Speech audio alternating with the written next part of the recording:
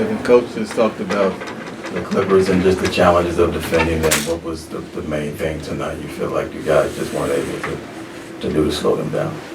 Yeah, I mean they got some great scorers over there, great penetrators, guys that can create for others as well.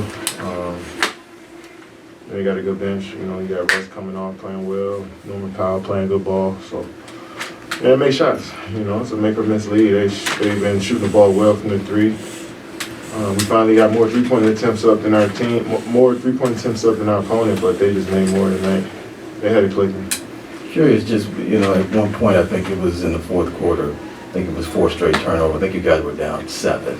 How huge was that stretch there where you guys could have got it even closer? Yeah, man, it's huge. You can't. It's tough to overcome those, and especially on the road, the home crowd gets into it. Guys get out and fast break, get easy points, they get more confident, and that usually turns the game for you. Curious, obviously it's just 6 games, and Coach said, you know, the Clippers are further along with their cohesion than you guys. But how are you feeling just about the whole idea of that part of this team right now, trying to find that cohesion? Yeah, we just keep grinding, man. That's all I'm about. Come back to work the next day, keep figuring it out. Kevin, I know logistics probably played a role in how the fourth quarter went, how the game went at the end, but I know the fourth quarters have been a real challenge for this team, even though first 3 quarters you guys can overwhelm teams. Like, what was a challenge tonight specifically, and in general, what do you feel like has been an issue for this team late in games? Yeah, I think we started off the quarter well, and then they went on a little flurry there that just kind of, we was already down going into the fourth. So we cut it to 7, and they got momentum, and they went on a flurry and went up 15-16. It's hard to overcome that. So I think that's what's been happening. We just have a bad 2-minute stretch of basketball, and that'll turn the game sometimes for us. We'll be playing well, and then, you know, a couple turnovers here and there, missed shots, and just problems compound themselves and just make for a bigger lead. And, you know, you try to take some positives from every game, negatives from every game to watch you get better from. And we'll continue to keep watching and keep getting better, keep putting in that work, you know, every day for us to be a better team moving forward. I've watched a lot of your games this year, and you mentioned turnovers tonight. Like, is there something in the fourth quarter where the ball just doesn't move the same? The game gets harder for you specifically in those fourth quarters? Yeah, I feel like sometimes we can simplify our attack a little bit more, and, you know, just play to our strengths as individuals. And, you know, I think our game has been, when we had some solid fourth quarters, it was us driving closeouts, coming down, making quick decisions, getting into our offense a little earlier in the shot clock, stuff like that. So we got to lean on that type of stuff. We play a little bit faster but under control in the fourth. You know, it'll start to turn for us. And like I said, we had some spurts of solid play in the fourth, but we definitely have to be better. Kevin, you said that before about starting the offense earlier. Is that a matter of just having that mindset the whole time? Because sometimes maybe the team may fall in the laps where, okay, we just bring it up and then you get into something. Yeah, I mean, you got to give the other teams credit too. A lot of those times they're scheming for us coming into the games, and a lot of pressure, a lot of denials, a lot of top block stuff that, you know, trying not to let us catch the ball, because they know if they let us play freely, then we can go off and score a lot of points. So we getting almost playoff-like physicality and coverages sometimes when we play. And that's something we just got to work through and keep grinding through and trying to figure out. Then we watch a lot of film and try to figure out the spacing and where guys would be effective at. And quite frankly, we just haven't put it all together, but I feel like we're moving in the right direction. Kevin, you keep talking about grinding. Your experience in this league about how long the seasons are, do you talk to your teammates about that? Nah, they're all pros in here. We got multiple guys that have been in the league for 5+ years, so if I got to tell them what's coming next, then I don't think I should have to tell them what's coming or what the season's about. I think everybody here is experienced enough to know what the flow of the season looks like, and you know, we trust guys to just come to work. No matter how you feel, no matter what happens, what's on your mind, you still got to get up and go to work. That holds true for everybody in here. So I think that's the approach we have as individual players, that regardless of what happens, we still got to go there and be the best we can be every day. You've got a lot of experience playing on teams with multiple stars, though. Maybe that's an advantage that you have. I mean, a lot of these guys play with great players too. You know, you got Nurk play with Damian Lillard, C.J. McCollum. Like, they play with players that can score the basketball and create for themselves as well. So I don't think it's nothing new.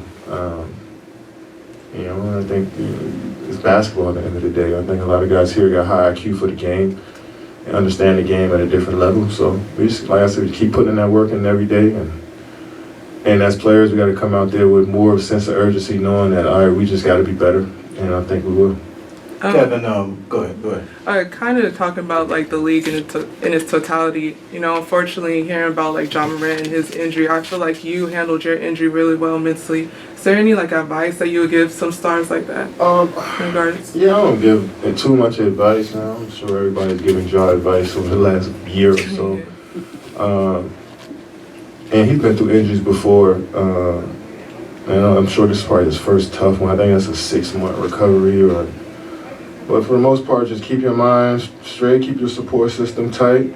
And like I've been saying, it's like regardless of how you feel, days where I didn't want to come into the gym, days where I was feeling sorry for myself and didn't believe in myself, but you still got to go to work and get the rehab in and get better, you know. So I think Ja has a great mentality. He's been working hard his whole life to get where he is, so he'll bounce back.